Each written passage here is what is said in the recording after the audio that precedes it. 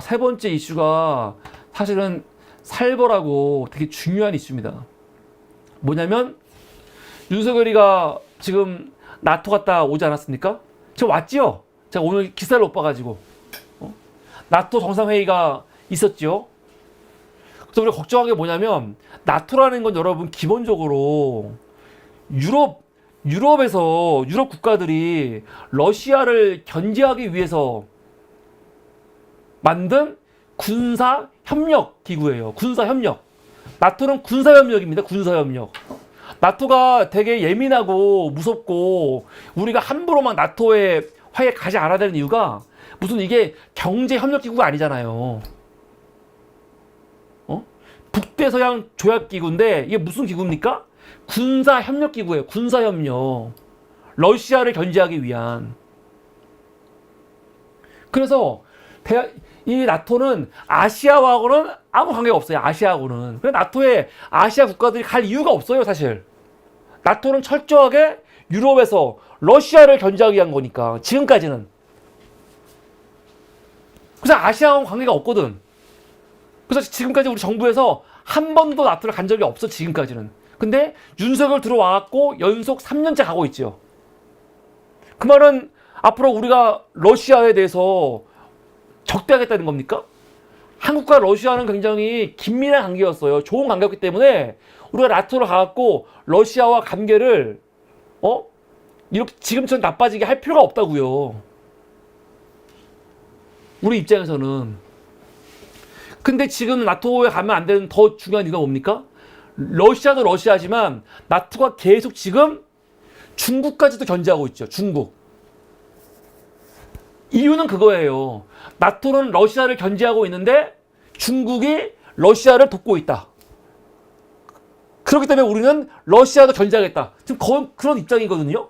그럼 우리는 이제 우리가 나토에 가갖고 나토와 협력관계를 갖게 되면은 러시아뿐만이 아니라 중국하고도 굉장히 위험한 관계가 되는 거기 때문에 요번 윤석열이 나토에 가는 거에 대해서 저게 또 가갖고 뭘 퍼주고 올지 어떤 쓸데없는 약속을 할지 막 걱정이 되는 거죠.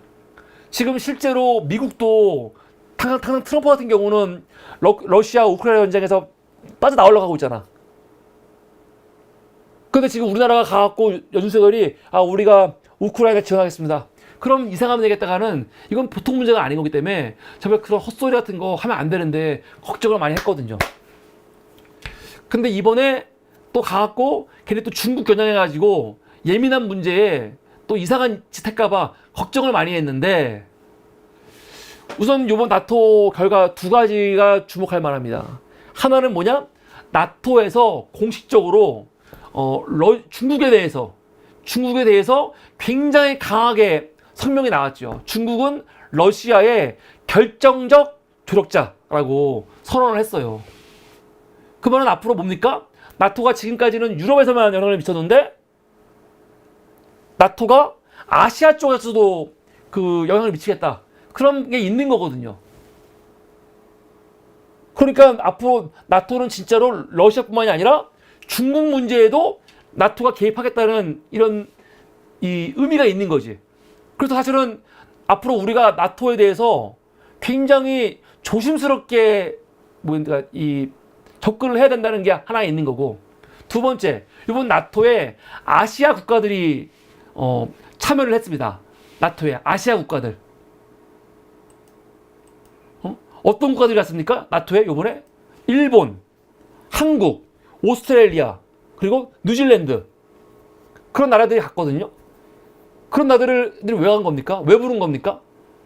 나토의 대리인으로 앞으로 이 IP 4개국, 지금 말했던 아시아 태평양 그 국가들 말하는 거거든요. 아시아 태평양 그 파트너 국가들, 일본, 한국, 뉴질랜드, 호주, 그 나라들이 중국 견제하라는 거예요.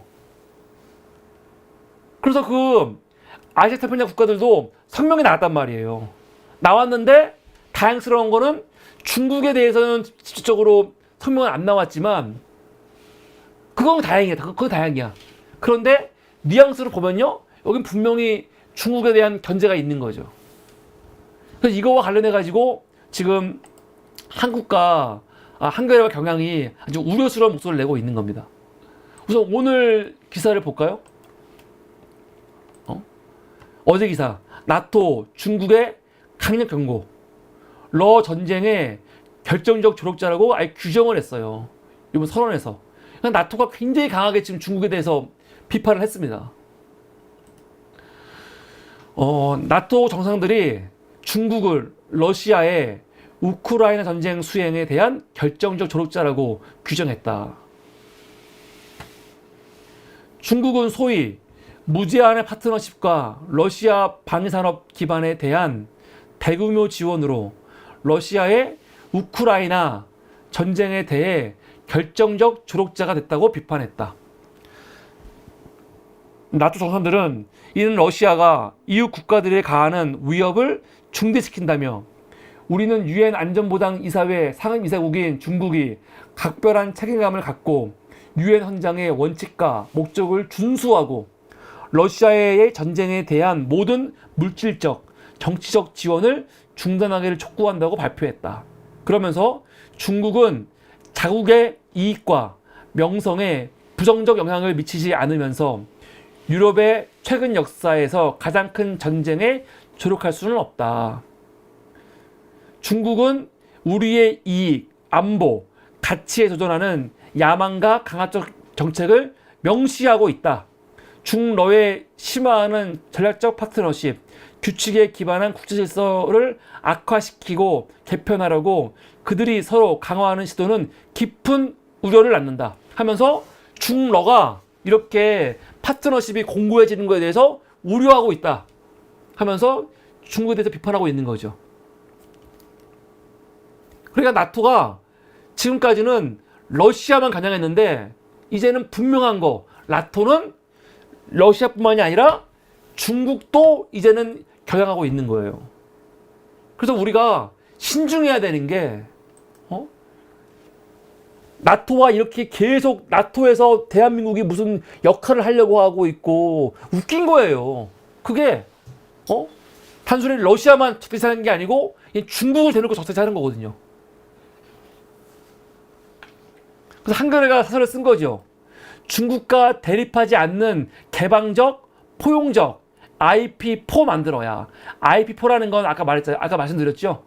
요번에 나토에 이 초청받은 4개국, 한국, 일본, 뉴질랜드, 호주. 중국과 대립하지 말라는 거예요. 그런데 이 4개국 왜 부른 겁니까? 중국과 대립하라고 부른 거거든, 미국은. 나토는. 그래서 우리가 잘해야 되는 거예요, 중간에. 나토 회의에 참석한 인도태평양 지역의 주 4개국이 처음으로 북러의 불법 군사 협력을 규탄하는 공성명을 냈다.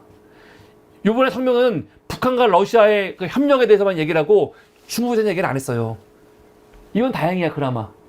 이 모임이 중국과 대립하지 않고 개방적, 포용적으로 발전할 수 있도록 최선을 다해야 한다는 거죠. 요번에 이 IP 4개국이 뭐라고 했냐? 우크라이나 전쟁과 북한의 도발 등 지정학적 도전이 중대하는 시점에서 나토나 IP4와 같이 가치를 공유하는 국가들 간의 연대는 그 어느 때보다 중요하다 하면서 북러 이런 파트너십에 대해서 비판을 했습니다. 근데요, 사실 여러분, 인태 지역이라는 게 어떤 곳입니까?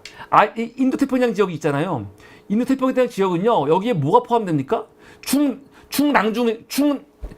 이 남중국해, 그리고 대만, 한반도가 다 포함되는 지역이기 때문에 이 지역에서 지금 미국이 유도하는 거 아닙니까? 미국이 IP 4개국 지금 유도해가지고 하라는 거 뭡니까? 이거는 누가 봐도 중국 견제하는 거예요, 중국. 중국 왜 견제할 게 뭐가 있어요?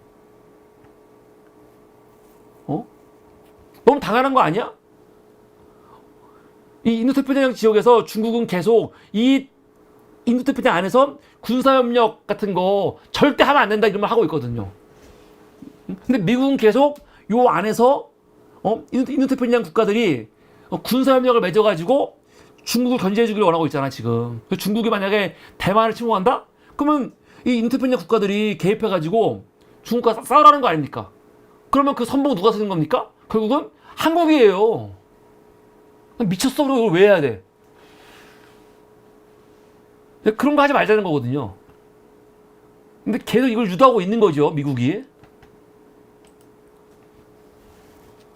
그래서 경향신문은, 아니 한겨레는 뭐라고 하는 겁니까? 중국과 대립하지 않는 IMF 4개국이 함께하는 거 좋아. 그런데 중국과 대립하지 않는 개방적이고 포용적인 모습으로 하라는 거예요.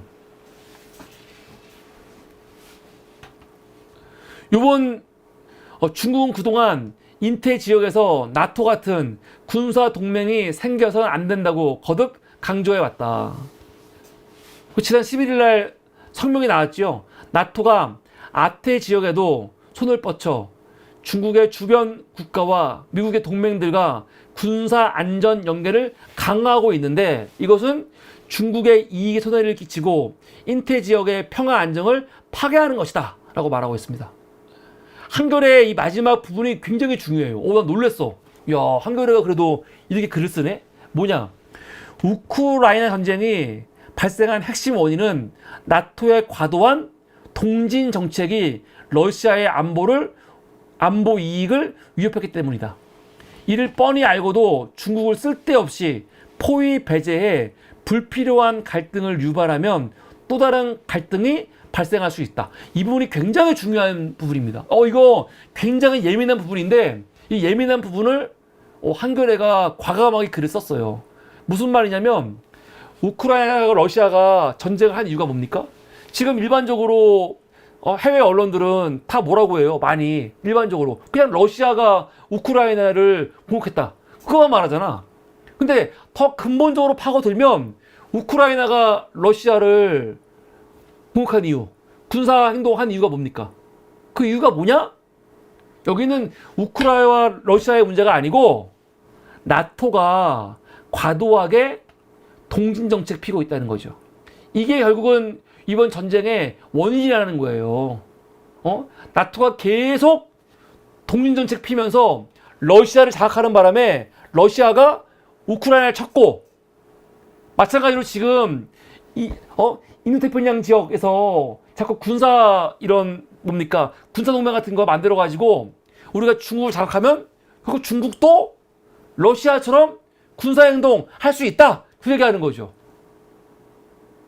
저는 이거 굉장히 맞는 말이라고 생각합니다. 맞는 말이죠. 본래 여러분 나토가 처음에 이 나토 만들었을 때 회원국이 어디까지였습니까? 회원국이 여기 파란색이에요. 파란색. 97년까지. 요 지금 이 회색이 러시아죠. 러시아와 나토 사이에 중간에 완충 지역이 많았어요. 완충 지역이. 이 하늘색 지역도 다 완충 지역이었죠. 에스토니아, 라트비아, 리투아니아, 폴란드, 체코, 슬로바키아, 헝가리, 크로아티아, 루마니아, 불가리아, 알바니아, 우크라이나 다 중간에 나토 가입국이 아니고 뭐였어요? 완충국. 나토가 있어도 중간에 나라들이 이렇게 있었고 러시아가 있었기 때문에 중간에 완충지가 있었거든요. 그런데 결정적으로 나토에 있어가지고 나토의 방향과 1997년이 굉장히 중요하죠. 97년도에 갑자기 이 많은 나라들이 다 나토에 가입을 해요. 그러면서 나토의 규모가 더 커졌죠. 러시아와 맞대고 있는 거야. 그래서 러시아는 그때부터 굉장히 예민하게 반응하는 거죠. 근데 최근 들어서 어떻게 있는 겁니까? 우크라이나하고 조지아까지도 지금 나토에 가입하겠다 막 그러면서, 특히 물론 우크라이나는요, 그 정치적 상황이 정치인 따라서 어떤 사람들은 친러가 있었고 어떤 사람은 친서방이 있었는데, 젤렌스키는 아주 노골적으로 친서방 외치면서 아주 노골적으로 나토 가입을 굉장히 강하게 추진했잖아요. 근데 만약에 우크라이나가 나토에 가입하면 어떻게 되는 겁니까? 나토하고 이 러시아하고 아예 맞대고 있는 거거든. 러시아는 이거를 자기들에 대한 위협으로 보고 있는 거 아닙니까? 그래서 이런 거에 대해서 예민하게 반응하면서 결국은 군사행동을 했다는 거죠. 이거는 주로 러시아 측의 러시아 측에서 하는 말이에요. 우리가 우크라이나를 친 거는 너희가 유도한 거야. 너희가 계속 러시아를 위협하기 때문에 우리가 우크라이나를 친 거라고 러시아 측에서 좀 주장하는 입장이에요. 일반적으로.